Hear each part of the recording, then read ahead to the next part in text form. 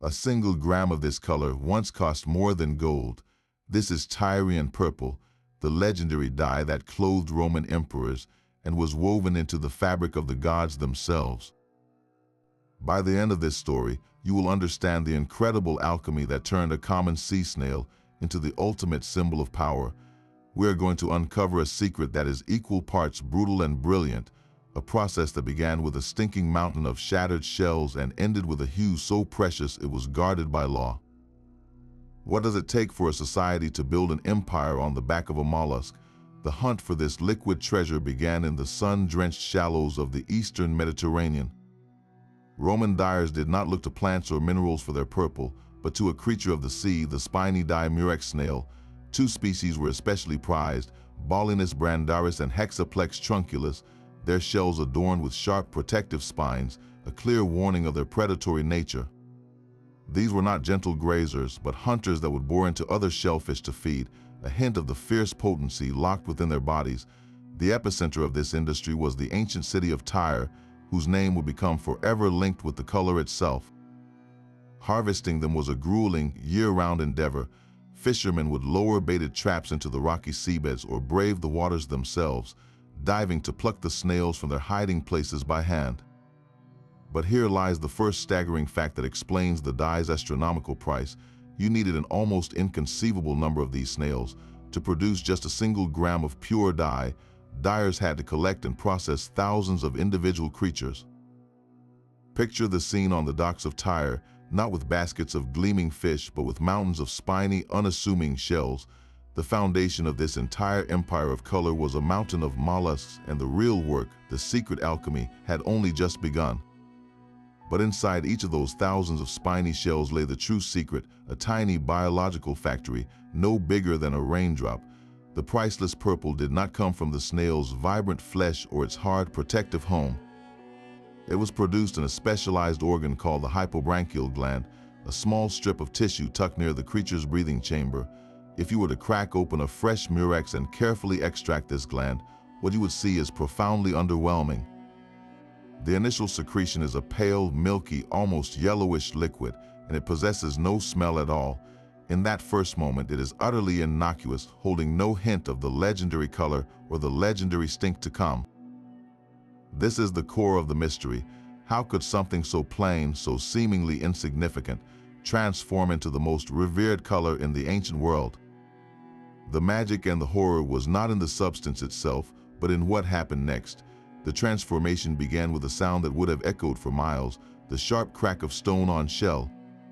In vast open-air workshops lining the coast, laborers worked in relentless rhythm, their hands stained and calloused. Each spiny murex was taken, positioned, and struck with a precise blow from a hammer or a heavy rock. The goal was not to pulverize the creature, but to fracture the shell just enough to pry it open, revealing the soft body inside. This was a task of brutal efficiency, repeated not dozens, not hundreds, but thousands upon thousands of times for a single batch of dye. The scale is almost impossible to grasp. To color the trim on a single senator's toga, entire families of these snails were sacrificed. Imagine the growing mountains of shattered, spiny fragments, the glistening remains piling up around the workers' feet. This was an industry built on carnage, a relentless harvest where the value was measured in tiny drops of liquid from a sea of broken homes. And as the shells gave way, the air in these workshops began to change, filling with the first faint metallic scent of what was to come. With the glands exposed and the shells cast aside, the true alchemy could begin. Workers would carefully scrape the tiny hypobranchial glands into large, shallow stone vats filled with salt water. At this stage, the mixture was still that unremarkable, milky liquid, but then the most crucial ingredients were added, and they cost nothing at all. The vats were left in the open air, bathed in the relentless Mediterranean sun. For days, the brew would sit, and a slow, magical transformation would unfold before their eyes. It started with a shift to a pale yellow, then a murky green, and finally a breathtaking, deep blue that would settle into the legendary purple. This was not a simple staining process, it was a chemical reaction orchestrated by nature itself. The key compound in the secretion, a molecule we now call dibromoindigo, is colorless in its original state, but when exposed to oxygen in the air and energized by ultraviolet light from the sun, it undergoes a profound change. Each molecule rearranges, bonding with oxygen in a process called photochemical oxidation, and in doing so, it unlocks its vibrant color. For the ancient dyers, this was pure observable magic. They had discovered a way to use sunlight and air as tools in their workshop, harnessing the fundamental forces of nature to create something the world had never seen. The resulting dye was a technological triumph. Unlike vegetable dyes that would fade quickly, Tyrian purple was famously color fast. A robe dyed with this substance would not wash out or bleach in the sun. It would remain brilliantly hued for a lifetime, a permanent testament to wealth and status. In an age before modern chemistry, this process represented the pinnacle of human ingenuity, a secret recipe written in sunlight and seawater. This breathtaking transformation came with a truly horrific cost. While the vats baked under the sun, unlocking that vibrant purple, they unleashed a smell so vile it became legendary in its own right. Ancient writers like Pliny the Elder described it as a nauseating combination of rotting seafood and pungent garlic, a stench so powerful it could cling to the clothes and hair of the workers and carry for miles on the wind. This was not a minor inconvenience. It was an assault on the senses, so overwhelming that entire dyeing districts were deliberately built on the outskirts of cities, carefully placed downwind so the prevailing breeze would carry the foul odor away from populated areas. Think about the sheer commitment that reveals. An entire industry, central to the economy and prestige of an empire, was physically exiled because of its smell. The workshops of Tyre and other production centers were not places of beauty. They were industrial zones of olfactory misery, where the air itself was thick with the price of luxury. Every whiff of that putrid metallic rot was a direct reminder of the extreme lengths society would go to for a symbol. The most coveted color in the ancient world was literally born from a stink that could make you gag, a brutal sensory trade-off where the road to royal purple was paved with shattered shells and air you could taste. That breathtaking, stinking alchemy produced a substance so potent it could not be left to the free market. The Roman state understood that the true power of Tyrian purple was not just in its beauty, but in its scarcity, and they moved decisively to weaponize that scarcity through law. A complex web of sumptuary laws, regulations designed to control luxury and reinforce social hierarchy, grew around the color. Early restrictions like the Lex Appia, passed during the desperate years of the Second Punic War, sought to curb extravagant displays of wealth by women, limiting their use of purple and gold.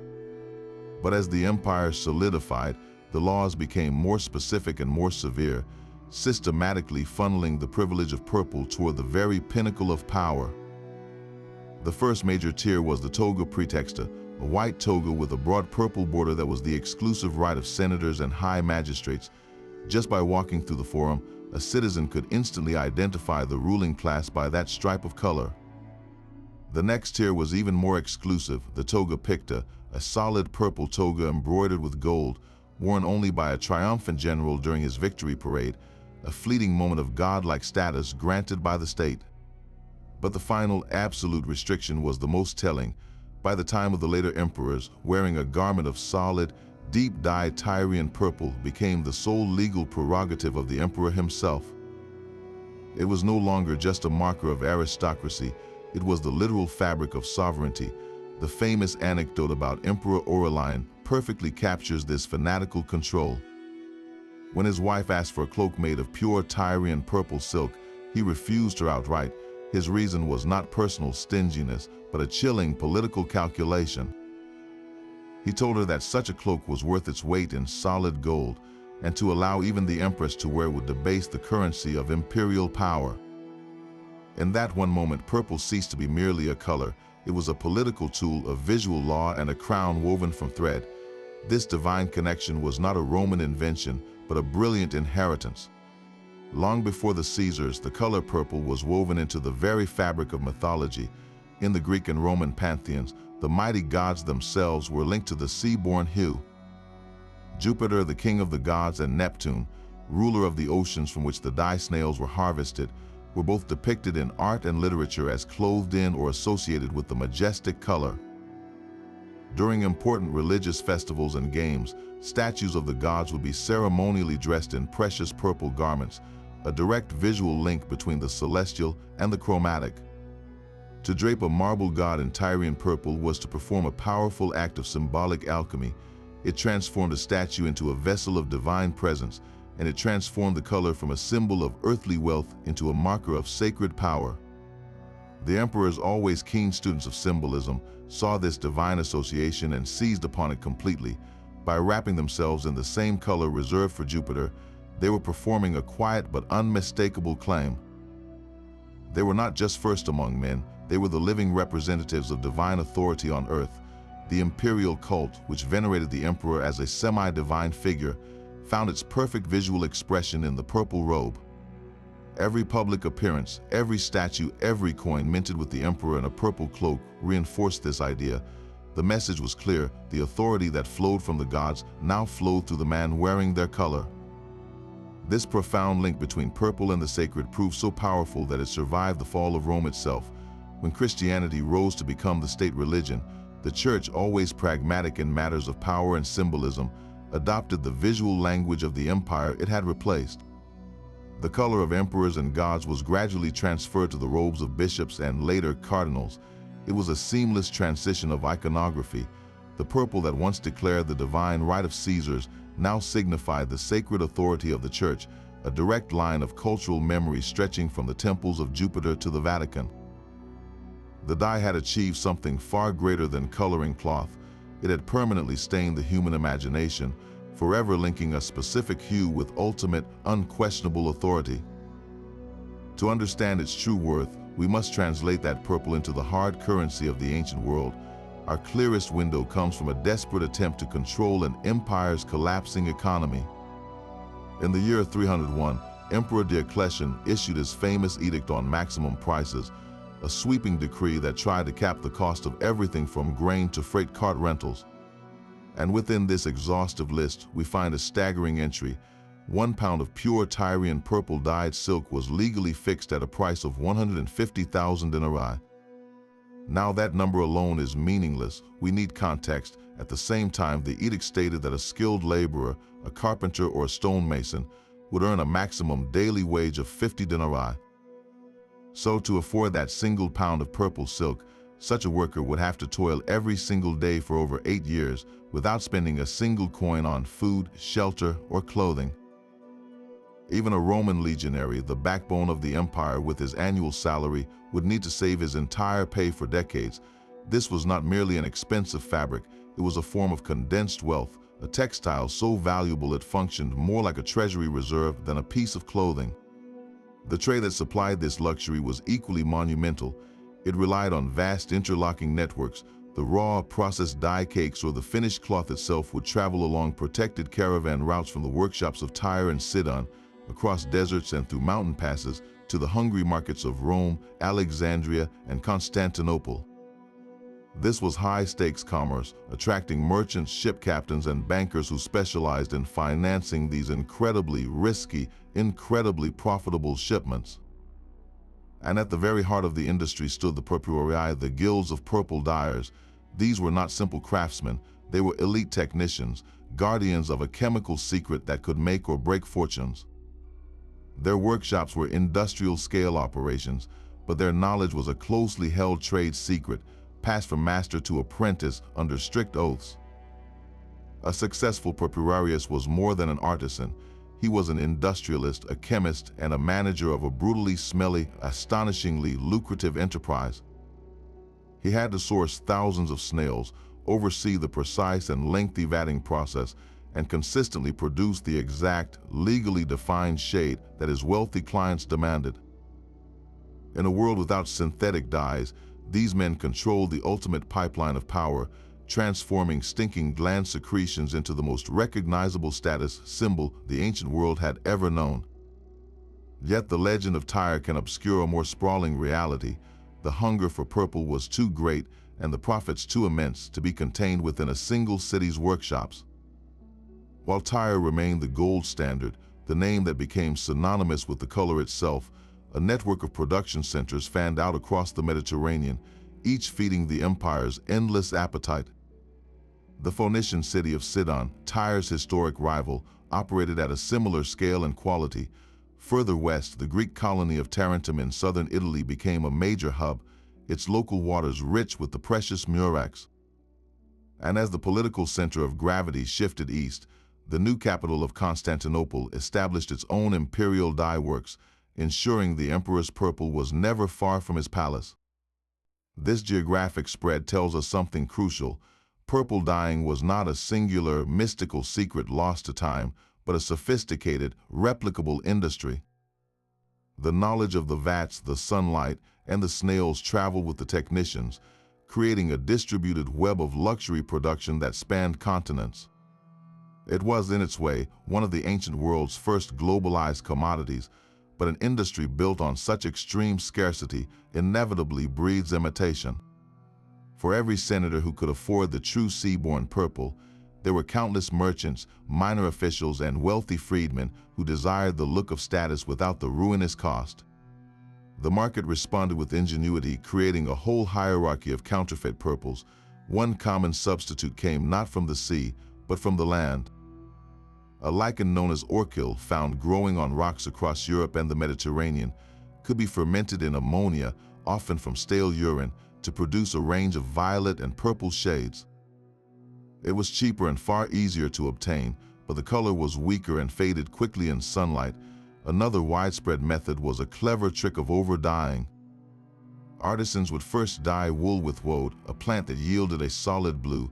Then they would over-dye that blue cloth with madder root, which produced a red. Layered together, the blue and red created a reasonable approximation of a purple hue. This false purple filled the markets, allowing a broader spectrum of society to participate in the visual language of prestige. This created a vibrant, tiered economy of color that everyone in the Roman world understood instinctively. At the very top was the imperially controlled, astronomically priced Tyrian purple, its depth and permanence unmatched. Just below it were the purples from other established production centers, still using the true murex, but perhaps in slightly different proportions or processes, leading to variations in shade and prestige.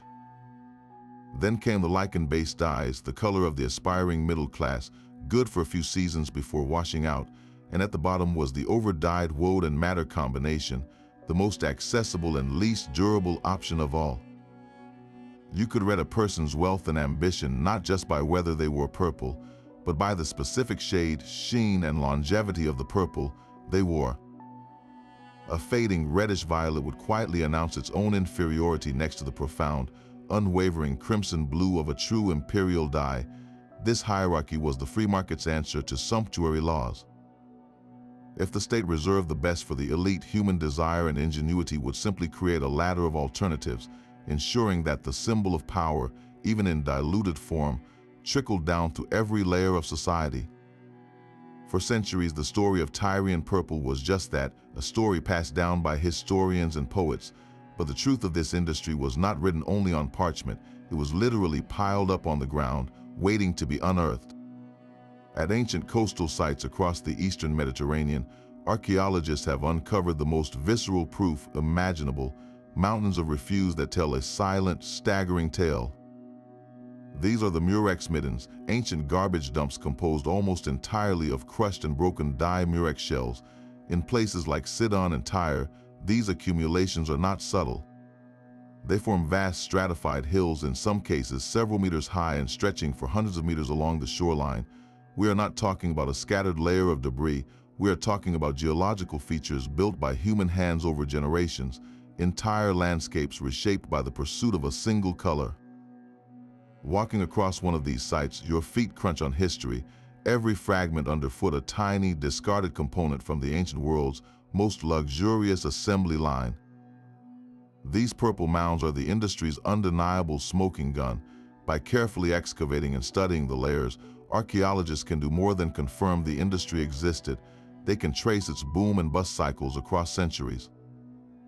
A thick, concentrated layer of shells might correspond to a period of imperial expansion and lavish spending, while a thinner, sparse layer could hint at political instability or a trade route disruption.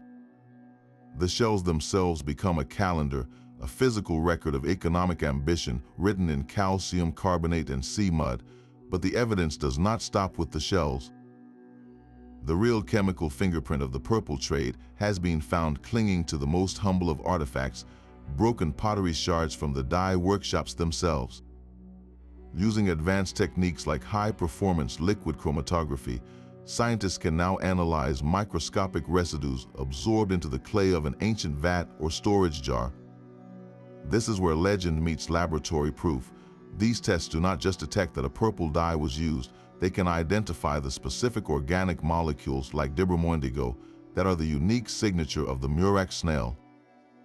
A single potsherd from a site in Greece or Italy, when placed under this scientific scrutiny, can definitively announce that true Tyrian purple was being produced or traded there, mapping the reach of this sophisticated technology across the ancient world.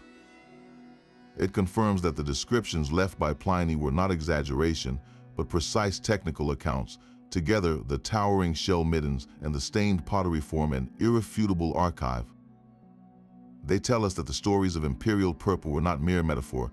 They were the product of a vast, brutal, and brilliantly organized industrial machine, one that left its mark not only on silk and wool, but on the very earth itself. The written records left by the Romans are just as revealing as the shell mounds they left behind. We are incredibly fortunate that a man named Pliny the Elder, a Roman naval commander and a voraciously curious scholar, decided to document the entire natural world as he knew it. In his monumental work, Natural History, he dedicated a passage to the production of Tyrian purple, and it is a goldmine of gritty first-hand observation. Pliny does not just describe the process, he practically gags through his writing. He notes with clinical precision that the best dye comes from the tiniest, most concentrated part of the snail's throat, confirming our understanding of the hypobranchial gland. He details the salting and the sun bathing in vats, the careful monitoring of the color shift, but then his tone shifts to pure revulsion. He writes of the dreadful stench of the workshops, a smell so offensive that the dyers themselves were looked down upon, their very trade considered unclean because of the odor that clung to them. This is not a dry technical manual, it is a report from the front lines of ancient industry, complete with sensory horror. Another writer, the architect Vitruvius, offers a slightly different but equally valuable perspective. In his work on architecture, he mentions the purple dye industry almost in passing, noting the importance of orienting dye works to catch the right light and wind, practical advice from a builder's point of view. When we place Pliny's visceral disgust alongside Vitruvius's practical notes, a complete picture emerges. We see a society that revered the final product but was utterly repulsed by the industrial reality of its creation, a powerful cognitive dissonance between luxury and labor. Modern chemistry has since clarified the brilliant details these ancients observed but could not fully explain. When Pliny wrote of the color changing in the vat from a pale yellow to a green and finally to a deep purple, he was chronicling with remarkable accuracy the visible stages of that photochemical oxidation reaction. He saw the magic but did not know the molecules. His revulsion at the smell, which he attributed to the rotting shellfish, was also correct in spirit. We now know the potent stench came from volatile sulfur compounds released as the gland tissues decomposed, a chemical signature of the process he found so vile. So these ancient texts are far more than quaint historical curiosities. They are the original witness statements, allowing us to cross-reference their words with the physical evidence from archaeology and the formulas from a laboratory. Through this triangulation, a 2,000-year-old secret is fully revealed, not as myth but as a reproducible, if brutal, feat of early chemical engineering. That milky glandular secretion held a specific hidden molecule, a key that modern chemistry has now named. It is called 6,6'-unbearable indigo. The name is complex, but the idea is beautifully simple. Think of it as the core blueprint for the color blue, which is the plant dye indigo, but with a powerful chemical upgrade. The murex snail, feeding on other creatures in the briny sea, naturally concentrated bromine from the seawater into its body. This bromine then bonded to the indigo molecule at two precise points, acting like a pair of molecular locks. These bromine atoms are the entire reason Tyrian purple was so legendary. They made the dye molecule heavier and more stable, so it bonded to wool and silk fibers with an incredible tenacity. This is why a purple robe would not fade in the sun or wash out over a lifetime. The plant-based indigo used across the ancient world, while still a good dye, lacked these bromine locks. Without them, the color was simply less permanent, more vulnerable to fading. The Romans, without knowing a single thing about atoms or molecules, had stumbled upon a masterpiece of organic chemistry. They were not just making a dye, they were performing a precise biochemical extraction, harnessing a halogenation process that would not be fully understood for almost 2,000 years. The final proof of this ancient recipe came not from a shell midden, but from a laboratory in Berlin. In 1909, a chemist named Paul Friedlander achieved what the alchemists of old could not.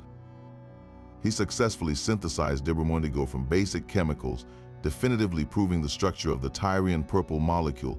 To do it, he needed 12,000 Murex brandaris snails, a final, ironic echo of the ancient industry scale, just to extract enough of the natural compound to confirm his synthetic version was correct. His work solved the enduring mystery, translating the dyer's art into the precise language of modern science. It revealed that the spiny murex was in effect a tiny, living factory for one of the most stable and brilliant organic dyes in the natural world.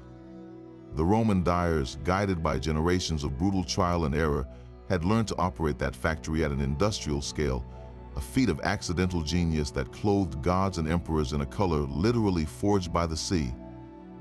That final sun-bathed vat of deep purple liquid was still not ready for an emperor's robe. The dye in the pot was just concentrated potential, a treasure that could vanish with one careless splash. To transfer this unstable magic from seawater to silk required a second, equally precise act of alchemy. The dyers now faced a critical problem. The magnificent purple pigment was insoluble in water. You could not simply dip a white cloth into the vat and expect it to come out colored. The pigment particles would sit on the surface of the fibers and wash right off. To create a permanent bond, they needed a chemical bridge, a substance known as a mordant. The most common mordant in the ancient world was alum, a naturally occurring mineral salt. Before any dyeing began, the precious wool, silk, or linen would be carefully soaked in a solution of crushed alum. This process prepared the textile at a microscopic level. The alum molecules would penetrate the fibers and act like tiny, sticky hands, creating sites ready to grab and hold onto the dye molecules. Without this crucial first step, all the labor of thousands of snails would be for nothing. But even with the mordant, the dyers could not use the purple vat as it was. They had to trick the dye itself. Here is where their understanding of chemistry becomes truly impressive. They would take the concentrated purple paste and in a separate, smaller vat, subject it to a reducing agent. Often this was a foul-smelling ferment of bran or even the dregs of honey, creating an oxygen-poor, slightly acidic environment. In this reducing bath, a miraculous change occurred. The insoluble purple dibrimondigo transformed into its soluble, colorless cousin, known as leuco-indigo. To the eye, the vat would now appear a murky yellowish green, holding no hint of purple at all. This was the moment of truth. The pre-mordant fabric, perhaps a length of the finest Bithynian wool or Chinese silk, would be submerged into this deceptive liquid. The dyer would work it carefully, ensuring every thread was saturated with the now soluble, colorless dye. When pulled out, the fabric would not be purple. It would hang dripping, a disappointing shade of pale yellow or green. The real magic happened next in the open air. As the fabric was lifted and exposed to oxygen, the leuco compound on its fibers began to reoxidize. Right before the dyer's eyes, the yellow-green would shift, blooming first into a blue, then deepening into that famous, rich crimson purple. It was like watching a sunset unfold across the cloth. This process, called vat dyeing, required immense skill and experience. The dyer had to judge the strength of the reducing bath perfectly. If the vat was too weak, the dye wouldn't dissolve properly and the color would be patchy. If it was left in the air too long between dips, the dye would oxidize in the vat itself, forming a useless scum on the surface. To achieve the deepest, most coveted shade of Tyrian or imperial purple, the dyer would often dip the fabric multiple times, allowing it to oxidize fully between each immersion. This built up layer upon layer of pigment, creating a depth of color that was literally woven into the fabric's soul. A single misstep could ruin months of harvesting and processing, turning a fortune in potential into a worthless, blotchy rag. The man who mastered this final transformation, who could consistently pull a perfect, unwavering purple from the vat, was not just a laborer. He was the last and most crucial artist in a long, brutal chain, the one who finally silenced the stench of the shore and delivered pure, wearable power. But even that final, perfect purple was not a single, monolithic color. The term Tyrian purple was not a precise recipe but a spectrum of prestige, a range of hues that whispered subtle secrets about their origin. The exact shade depended on three critical variables, the first being the species of snail. The two most commonly harvested, Balinus brandaris and Hexaplex trunculus, produced chemically distinct secretions. Balinus, often called the spiny dimurex, leaned heavily toward the red end of the spectrum, yielding a crimson or deep scarlet purple. Its cousin, Hexaplex trunculus, was the true alchemist, capable of producing a color that could shift toward a magnificent violet or deep blue depending on how it was processed. A skilled dyer, knowing his source, could already predict the palette of his vat. The second variable was time and light. Remember that slow solar alchemy in the open-air vats. The length of exposure to sunlight and oxygen dramatically affected the final product. A shorter vatting time might yield a brighter, more violet hue, while a prolonged bath under the Mediterranean sun would drive the oxidation further, deepening the color into something almost black with a crimson heart. The third variable was the dyer's own art, particularly the number of dips in the dye bath. A single dip produced a lighter, more economical shade. The deepest, most luxurious colors, the ones that absorbed and reflected light with a velvety depth, came from repeated immersions, each layer adding more pigment molecules to the fibers. This nuanced understanding was reflected in the language of the Romans themselves. They had specific names for different grades and shades. The most coveted of all was a shade so dark it was described as clotted blood, a deep blackish crimson called blatta. This was the imperial purple, the color of absolute power, so rich it appeared almost black in shadow and erupted into a profound red in direct sunlight.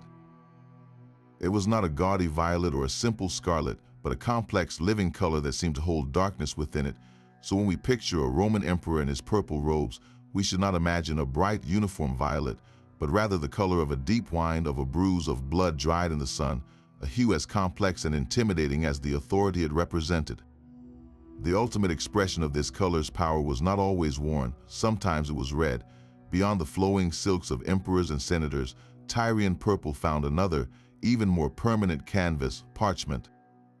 In a breathtaking fusion of luxury and literacy, the ancient world produced what are known as codices purpurae, purple codices. These were not ordinary books. They were objects of almost unimaginable extravagance. The pages themselves were made from the finest vellum, calfskin, but before a single word was inscribed, the entire sheet was meticulously dyed with the precious purple pigment.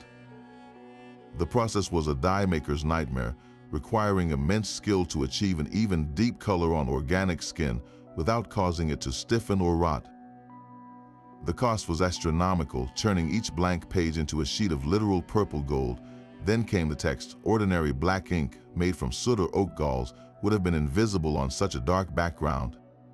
So scribes used metals of equivalent majesty. The words were carefully inscribed in shimmering silver ink, or for the most important passages and sacred names, in pure, burnished gold. To open such a book was to witness a small miracle.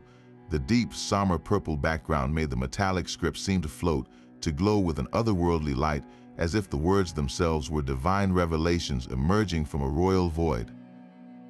One of the most stunning survivors of this tradition is the Codex Purpureus Rossanensis, a Greek gospel book from the 6th century. Its pages, a faded but still discernible purple, hold illustrations of the evangelists and biblical scenes executed in brilliant silver, now sadly tarnished to a dark gray, with highlights and the nomina sacra, the sacred names, in enduring gold. This was not a book for study in a dusty library. It was a liturgical spectacle, designed to be seen and revered during ceremony, a physical embodiment of the sacred text authority. The use of purple parchment was a statement that transcended fashion. For an imperial decree or edict, writing on purple was the ultimate act of legitimization. It screamed that the words came from the very pinnacle of temporal power, from the hand that wore the purple robe. For the early Christian church, adopting this imperial symbol was a masterstroke. By transcribing the Gospels onto purple pages, they were visually declaring that the Word of God held an authority greater than any emperor's, that the kingdom of heaven was the true empire, clad in eternal purple. Each of these codices represented a fortune in snails and skilled labor, a library's budget condensed into a single volume. They prove that the reach of Tyrian purple extended far beyond the wardrobe, staining the very medium of law and faith, ensuring that the most important messages humanity could write were delivered on a background of incomparable, silent power. That silent archive of shattered shells tells another, darker story. Buried within those stratified mounds is evidence of an ancient ecological crisis. By carefully measuring thousands of shells from different layers, archaeologists have uncovered a disturbing trend. Over the centuries, the average size of the murex shells in the middens gets progressively smaller. This is not a random shift, it is a classic sign of overharvesting. The largest, most mature snails were always taken first, prized for their greater gland yield. As fishing pressure intensified year after year, generation after generation, the snails were simply not given enough time to grow to their full size before being pulled from the sea. The relentless demand for imperial purple appears to have systematically culled the population, leaving only smaller, younger individuals to reproduce. This shrinking snail tells a tale of depletion that would have been invisible to the Roman dyer, a slow-motion collapse happening right under his nose. The question then becomes urgent: did the Roman industry actually hunt the Mediterranean murex to local extinction? The evidence points to a severe decline, but likely not a complete wipeout. The snail's range was vast and some remote rocky coasts may have offered refuge, yet in the core production zones around Tyre, Sidon, and Tarentum, the populations must have been decimated, making the harvest increasingly difficult and expensive. This scarcity would have had a direct chilling effect on the market, as the snails became harder to find, requiring longer voyages and more labor to collect the same number. The cost of the raw material would have soared. This wasn't just inflation, it was a fundamental resource constraint. The very foundation of the industry was being eroded, shell by tiny shell. The rising price of purple in the late empire wasn't only about sumptuary laws and luxury, it was also a simple matter of desperate supply trying to meet insatiable demand. The legend of Tyrian purple, therefore, contains within it one of humanity's oldest economic lessons. A premium product built on a finite resource will eventually consume its own foundation. The story of the murex is a 2,000-year-old case study in unsustainable harvest, a warning written not on parchment, but in the diminishing size of a sea snail's home. The empire that fell in the west found a second life and a second capital in the east. As Rome crumbled, Constantinople rose, a glittering fortress on the Bosporus, and with it, the sacred tradition of purple was not abandoned, but intensified. The Eastern Roman Empire, what we call Byzantium, became the jealous guardian of the Tyrian secret. They centralized the entire industry under strict imperial control, moving the most critical dye works directly into the palace complex itself. The production of the true deep-hued purple was no longer a merchant's trade. It was a state secret on par with the composition of Greek fire, protected by law and lethal consequence. This was more than maintaining a monopoly, it was about preserving a divine right. In the Byzantine court, ceremony was everything, and color was its most potent language. The emperor was not just a ruler, he was God's regent on earth, and his robes of Tyrian purple were the visual proof of that celestial contract. To wear or manufacture the color without permission was not merely illegal, it was an act of sacrilege, a direct challenge to the cosmic order. The imperial workshops, the Gynikeia, staffed by carefully vetted and closely supervised craftsmen, ensure that the flow of purple moved in only one direction, upward, dressing the emperor, his family, and the highest echelons of the court in a light that no one else could legally possess. This obsession with lineage and legitimacy crystallized in a single, powerful word, porphyrogenitos. It means born in the purple. This was not a casual phrase, but an official title of immense political weight, reserved exclusively for a child born to a reigning emperor and empress. The birth itself took place in a specific, awe-inspiring room within the great palace of Constantinople, the Porphyra. Its walls were famously lined with panels of imperial purple porphyry, a rare purple stone, creating a chamber that was itself a womb of sovereignty. To be born in that purple room was to have your destiny stained with authority from your very first breath. It set you apart from older siblings who might have been born before your father ascended the throne, marking you as the product of his supreme imperial power.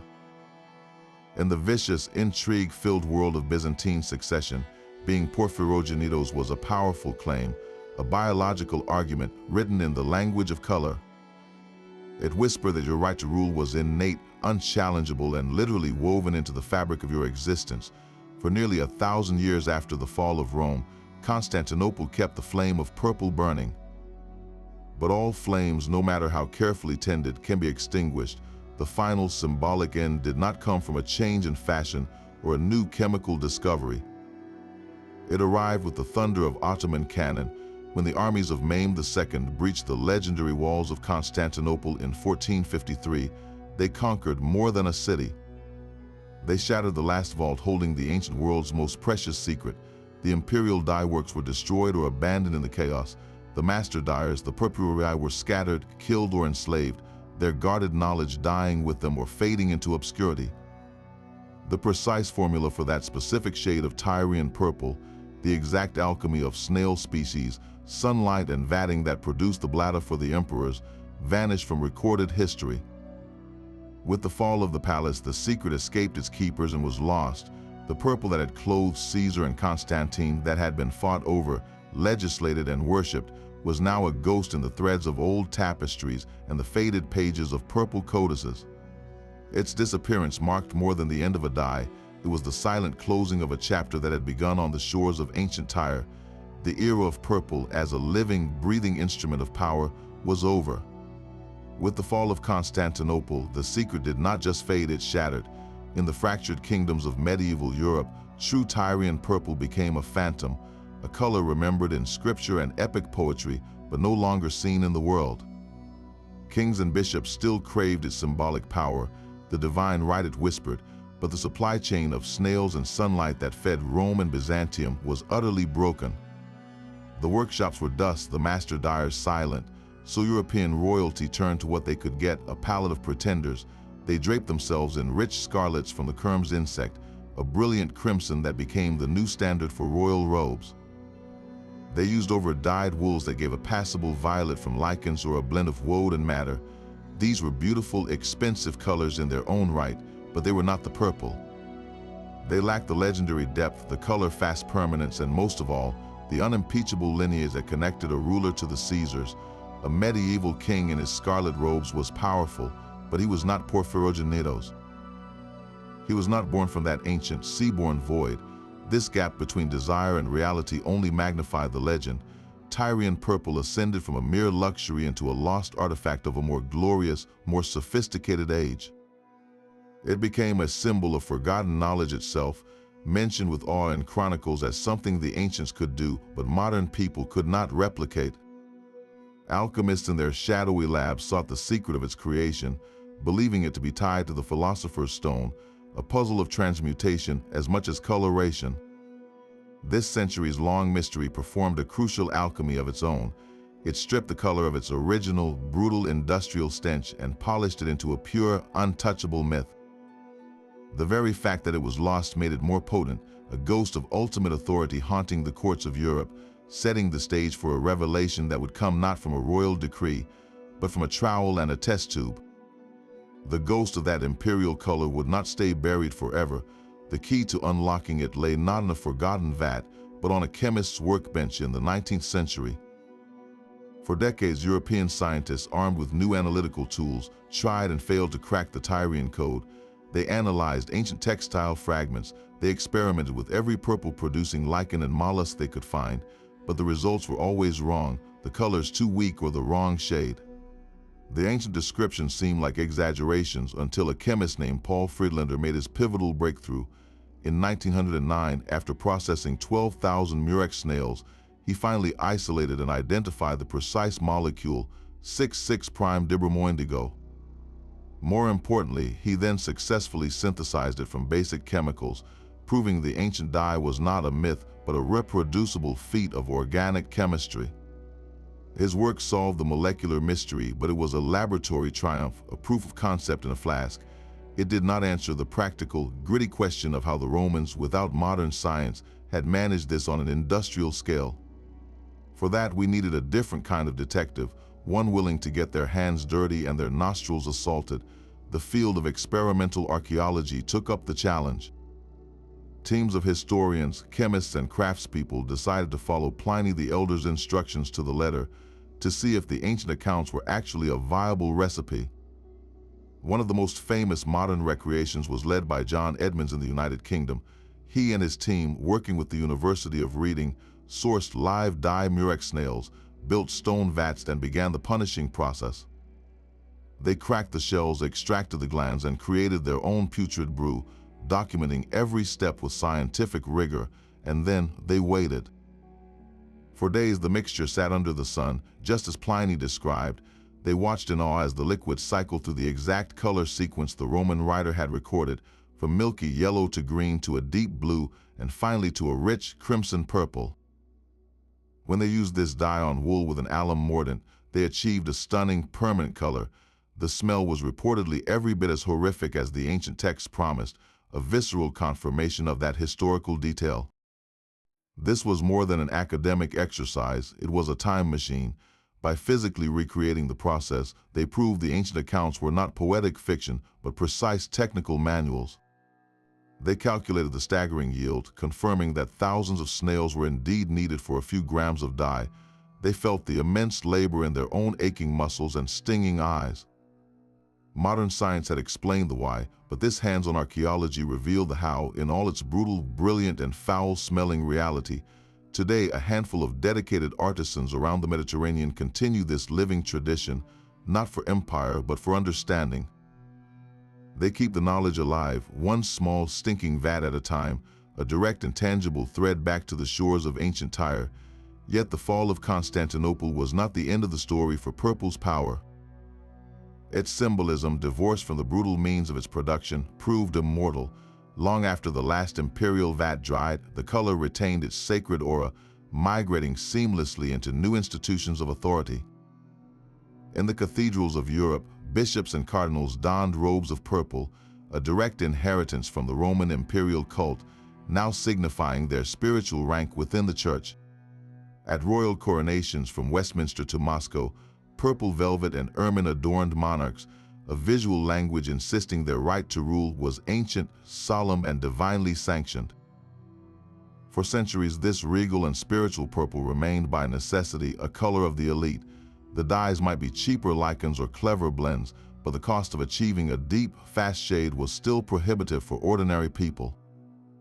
Purple's meaning was locked in a cycle of exclusivity, its message of power depended on its scarcity. Then, in a single, accidental moment, everything changed. The year was 1856.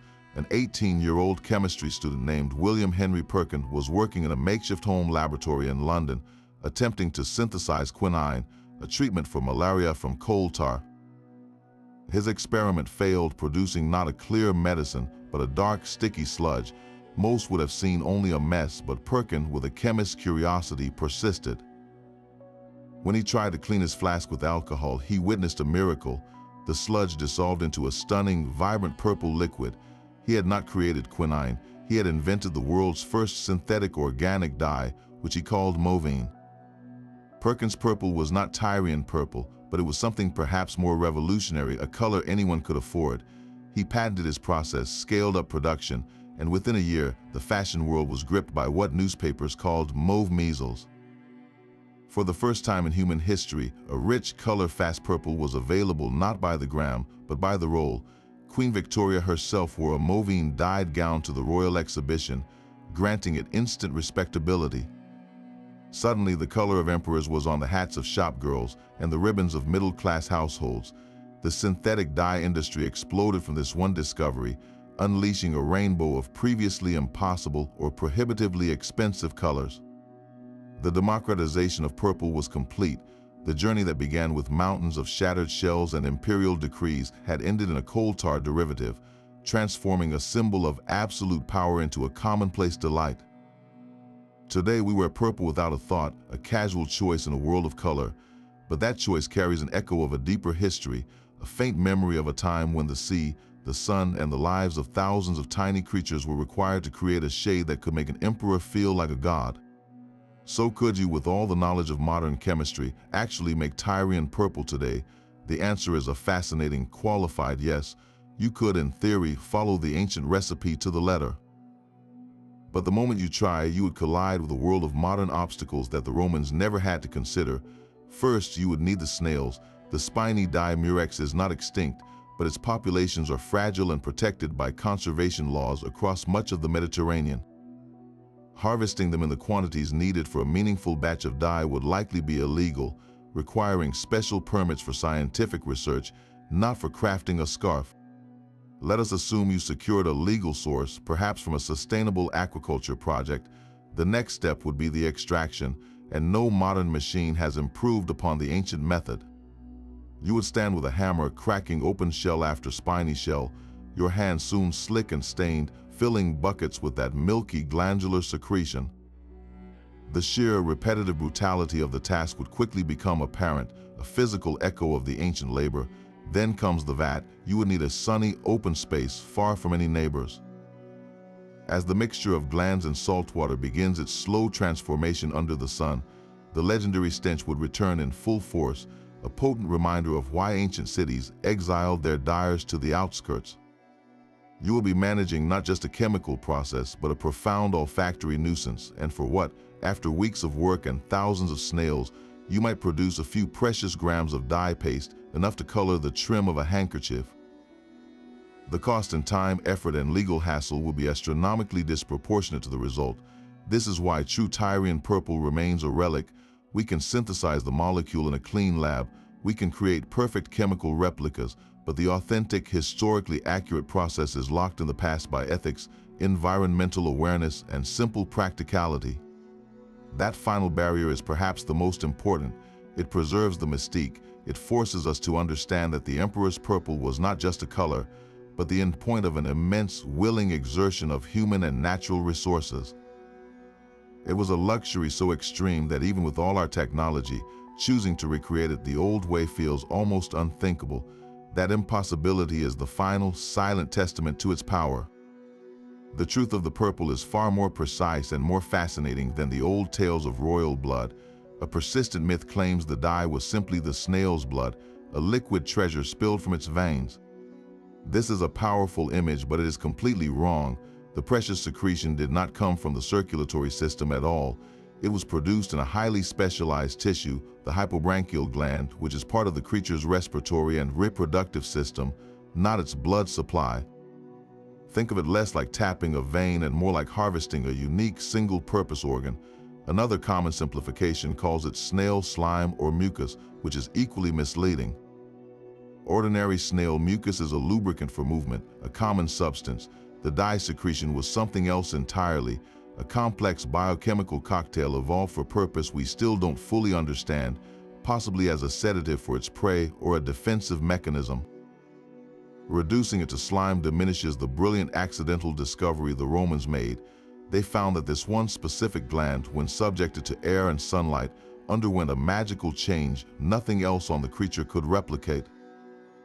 This clarification matters because it shifts our understanding from a story of simple extraction to one of sophisticated identification. The dyers didn't just crush snails and hope for the best. Through generations of trial and error, they learned to target one tiny, potent part of the animal, ignoring everything else. That is not brute force, it is early, meticulous science. This precision extends to how we view Roman art and artifacts. When we see a fresco, a mosaic, or a statue adorned with purple, our modern minds often jump to Tyrian purple. But we must be careful. In most cases, the artist was almost certainly using a cheaper, more accessible substitute. The true sea-born dye was too valuable, too rare to be lavished on common wall pigment or everyday pottery.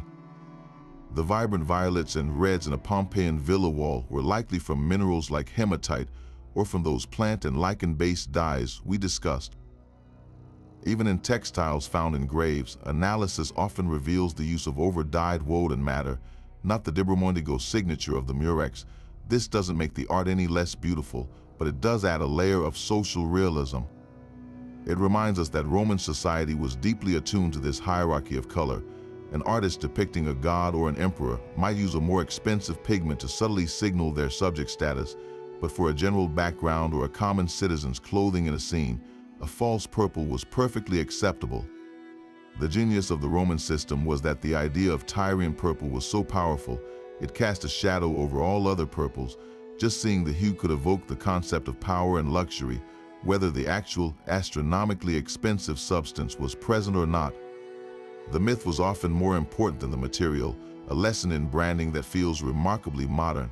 The ultimate power of purple was not in any one of these elements, but in their devastating combination. It was a perfect storm of scarcity, science, and symbolism. The staggering labor from diving for thousands of snails to the precise solar alchemy in stinking vats created a product of such extreme difficulty that its very existence whispered of immense resources. The limited biological source, those specific sea snails, imposed a hard ceiling on supply that no emperor's decree could raise, and the result was a color of unparalleled beauty and permanence, a hue that did not fade, a visual promise of eternity. This perfect physical product was then seized by the state and the temple. Through sumptuary laws, it was legally restricted, funneling its use directly to senators, generals, and finally, the emperor alone. Through religious ceremony and art, it was culturally sanctified, draped on statues of Jupiter to create a direct visual link between the divine and the imperial wearer. What began as a biochemical accident in a mollusk became the ultimate social technology. Tyrian purple was a physical, wearable algorithm for power. To see it was to instantly calculate the wealth, authority, and celestial backing of the person wearing it. It rendered abstract concepts of status into a tangible, brilliant reality. The mystery of its allure is solved, yet the awe remains.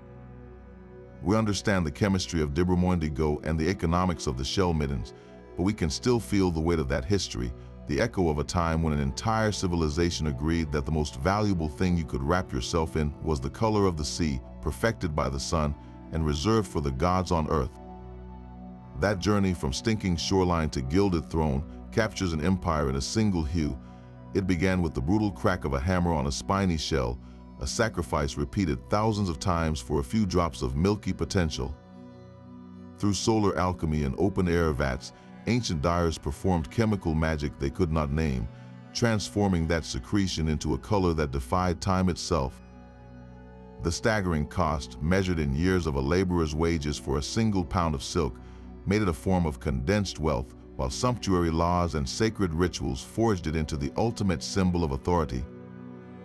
The story of Tyrian purple is in essence the story of Rome, ambitious in its scale, innovative in its technology, brutal in its efficiency, and utterly obsessed with the symbols that cemented power. It was a civilization that could build roads and aqueducts, yet chose to also build an economy upon the back of a mollusk, all to weave a color that made a man feel like a god. So the next time you see the color purple in a painting, a fabric, or a sunset, remember the hidden history. Think of the mountains of shattered shells, the vats baking under the Mediterranean sun, and the emperors who wrapped themselves in a scent that was equal parts sea rot and sovereign might. Which part of this ancient mystery amazed you the most? Was it the sheer scale of the harvest, the lost chemical secret, or the way a color could legislate power? Share your thoughts below, and if you want to uncover more stories where history's greatest secrets are hiding in plain sight, subscribe for more deep dives into the mysteries of the ancient world.